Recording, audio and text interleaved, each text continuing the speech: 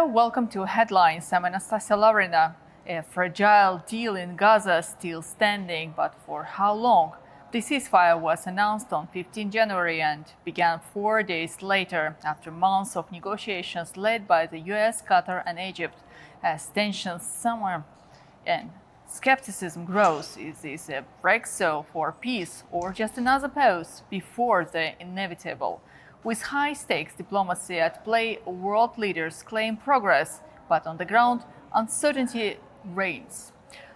More on this in my program right now. Joining me is Dr. Ken Y. Eland, data entrepreneur. Warm welcome to our program. Thank you very much. Good afternoon. Good afternoon. Thank you very much for joining our discussion. So many believe this deal is merely a band-aid solution. Do you honestly think it has any chance of long-term success, or is it just delaying the inevitable? No, absolutely not. There is no long-term success for this dispute unless the Arab countries will play a role in solving this problem. Nobody is able to solve this problem for the simple reason because this is not a territorial fight. This is a fight is based on ideology and religion, and this is going on for a very long time. This is not a fight between two countries disputing territory. This is the ideology of a terrorist organization, a jihad organization fighting a country. And this is going on already for a long time.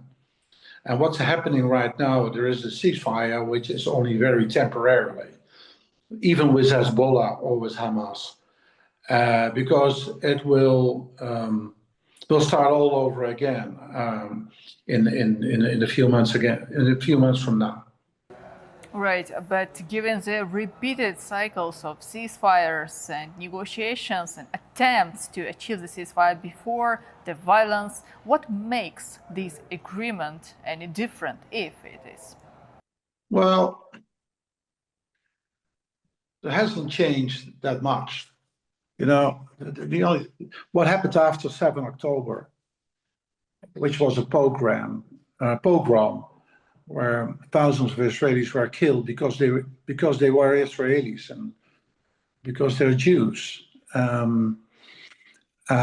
This has become very violent, and nothing actually has changed because they've promised they will do it again and again. So the only thing is that they have hostages, and that's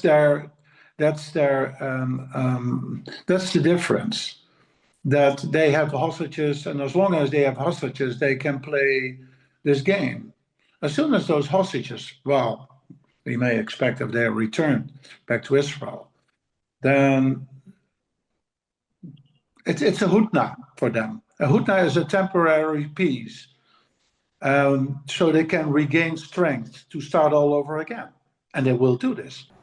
We do see how civilians, the displaced people are back now. They're coming back to the ruins. They're trying to settle there again. So if there is no long-term solution, then what will happen with those who are back now, today?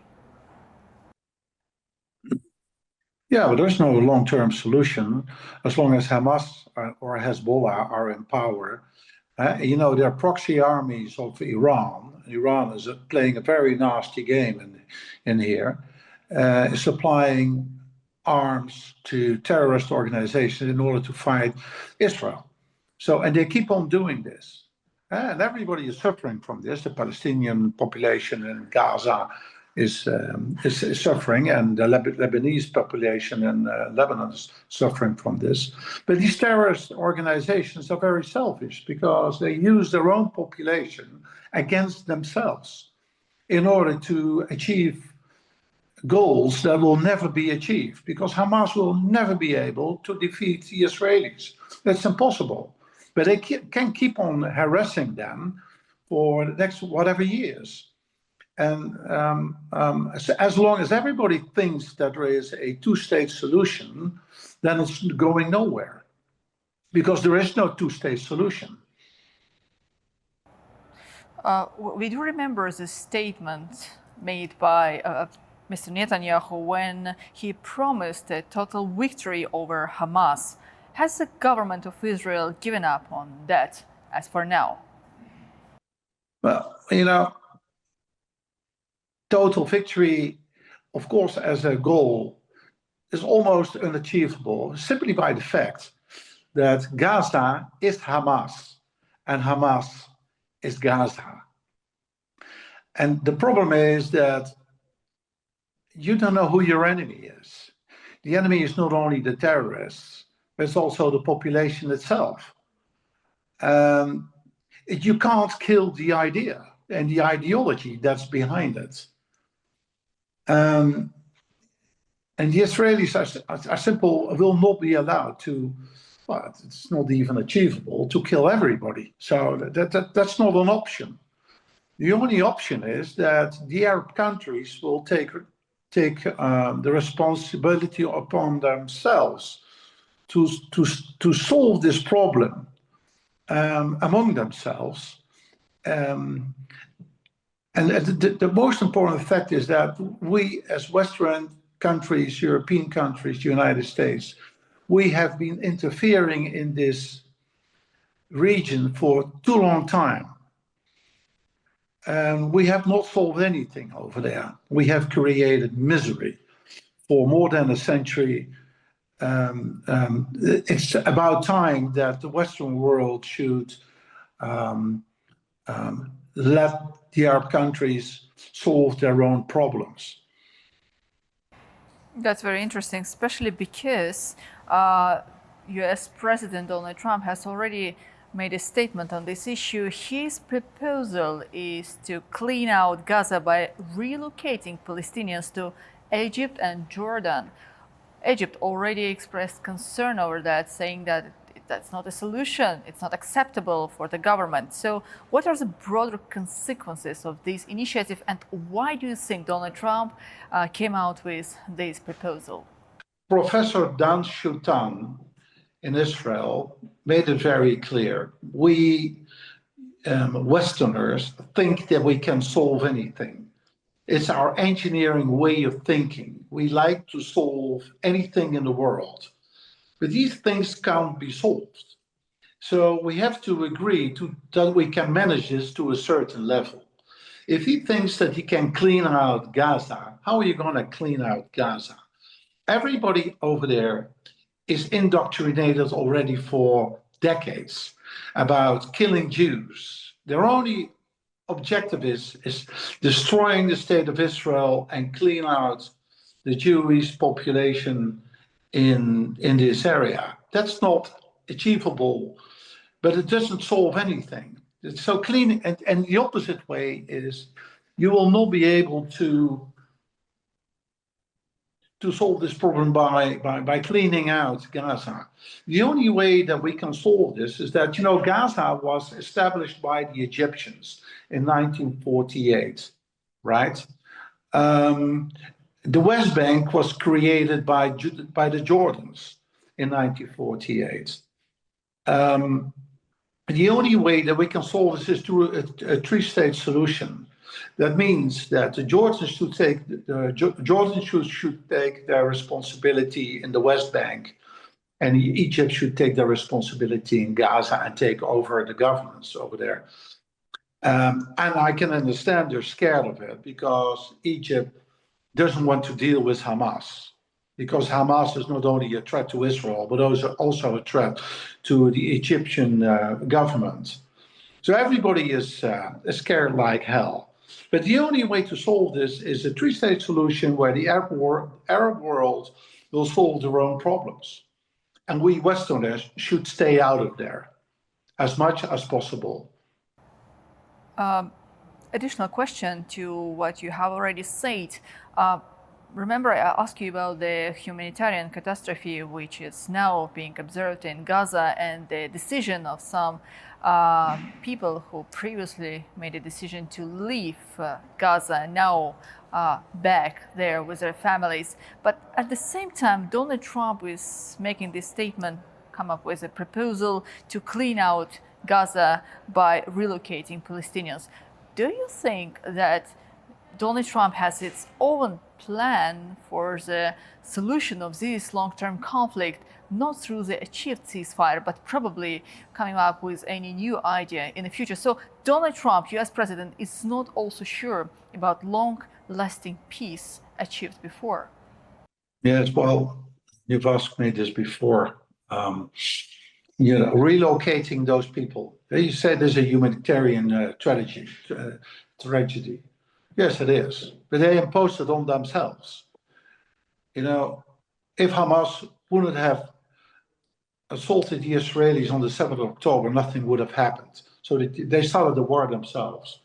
They used their own people as human shields against the Israelis. But they also mistreat their own people in order to oppress them.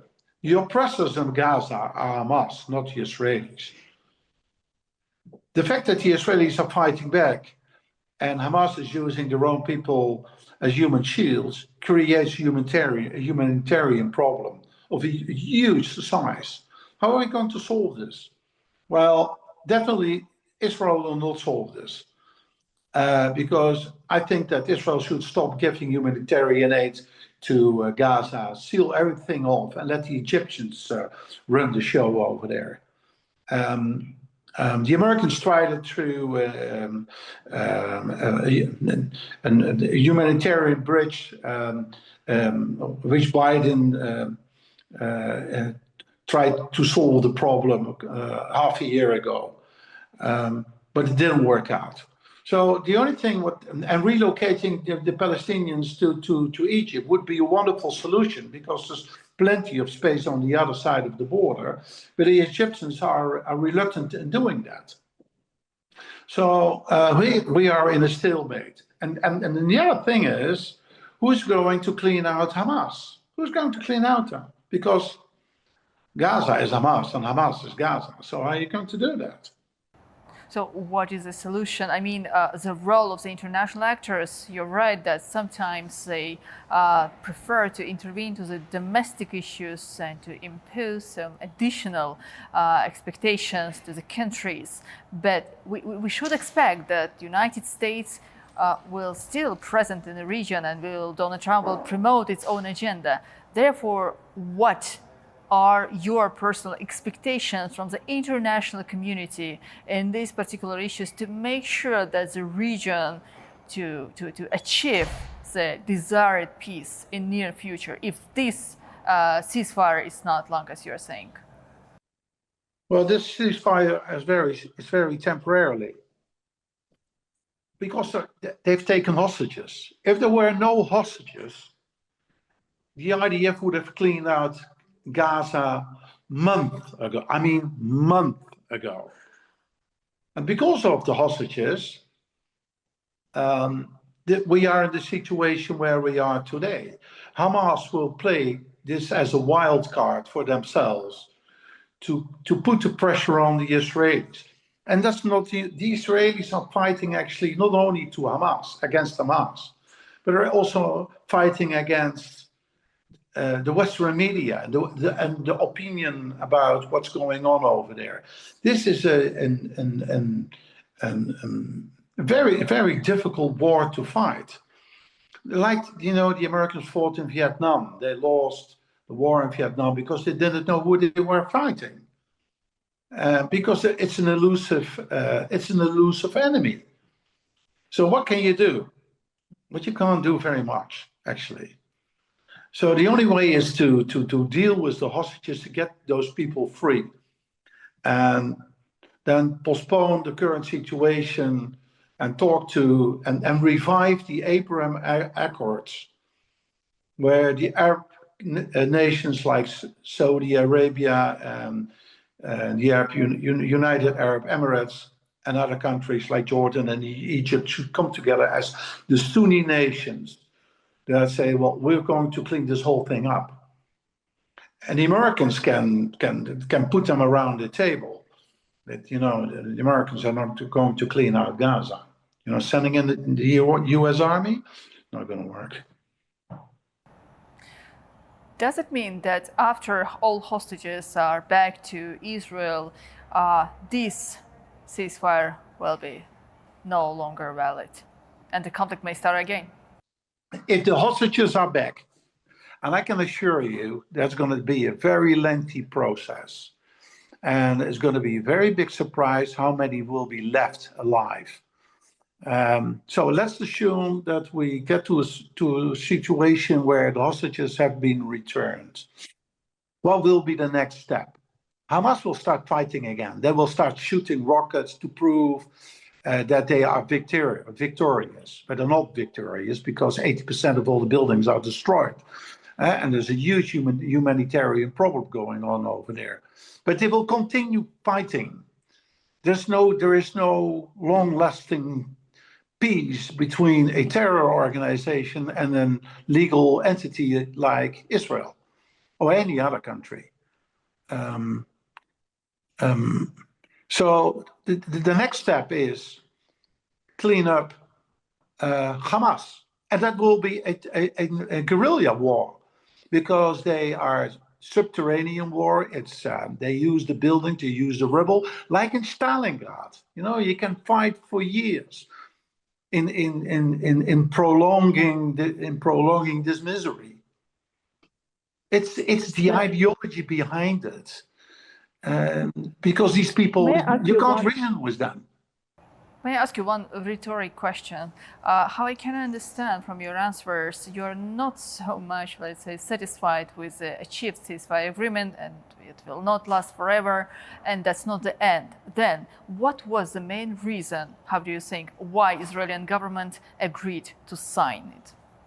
In Israel, they celebrate life and they want to live a proper life like anybody else in Europe does. And they're fighting an enemy that celebrates death. That's a different mentality. Two different cultures that fight each other, not because of a territorial exchange, because of an ideological difference. Yes, thank you. Unfortunately, we are running out of time. I thank you very much for joining our discussion today. Okay, thank you very much. You're welcome. I'd like to meet you again. Sure. Just to remind, today with us it was Dr. Ken van Eland, data entrepreneur. My name is Anastasia, Lavrina. Dear viewers, you watched Headline. Do stay with A News and see you in the next edition.